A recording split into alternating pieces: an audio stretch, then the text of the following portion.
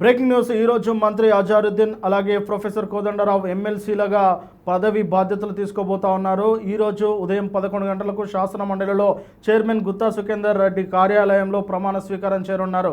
అయితే ఎంతో కాలంగా ఎదురు చూస్తున్న వీరి ఎమ్మెల్సీ అభ్యర్థిత్వాలకు శనివారం ఆమోదం లభించిన విషయం అందరికీ తెలిసిందే. తెలంగాణ గవర్నర్ శివప్రతాప్ శుక్లా వారికి ఆమోదం తెలిపారు. ఈ నేపథ్యంలో ఆదివారం గెజిట్ నోటిఫికేషన్ కూడా విడుదలైంది. ఇక సోమవారం ఉదయం 11 గంటలకు వారు ప్రమాణ స్వీకారం చేరున్నారు.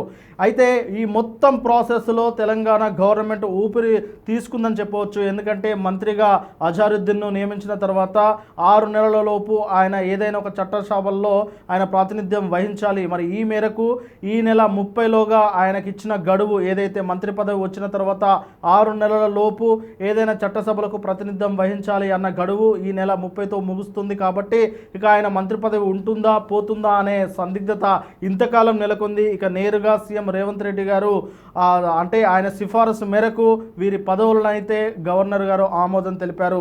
మొత్తానికి 2023 నుంచి ఈ పదవులు సస్పెన్స్గా ఉన్న విషయం తెలిసిందే. బీఆర్ఎస్ హయాంలోనే అటు దాసోజు శ్రవణ్ అలాగే మరొక పర్సన్కి అయితే ఎమ్మెల్సీలుగా వారిని నియమించినప్పటికీ అప్పటి గవర్నర్ వారిని ఆమోదం తెలపలేదు.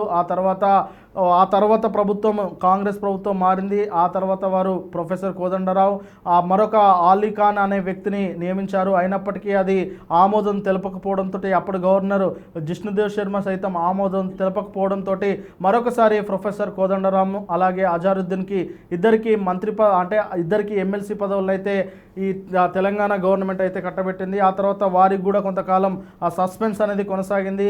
ఇక తాజాగా తెలంగాణ గవర్నర్ శివప్రతాప్ శుక్లా ఇటు సీఎం రేవంత్ రెడ్డి గారు మంత్రుల సిఫారసు మేరకు వారికైతే ఆమోదం లభించింది. మొత్తానికి అజారుద్దీన్ మంత్రి పదవి అనేది ఇక కొనసాగనున్నది. ఇక ఆదివారం నుంచే గెజిట్ నోటిఫికేషన్ రిలీజ్ అయింది కాబట్టి ఆదివారం నుంచే 6 సంవత్సరాల పాటు వారు ఎమ్మెల్సీలుగా కొనసాగనున్నారు. ఈరోజు ఉదయం 11 గంటలకు వారు ప్రమాణ స్వీకారం చేయనున్నారు.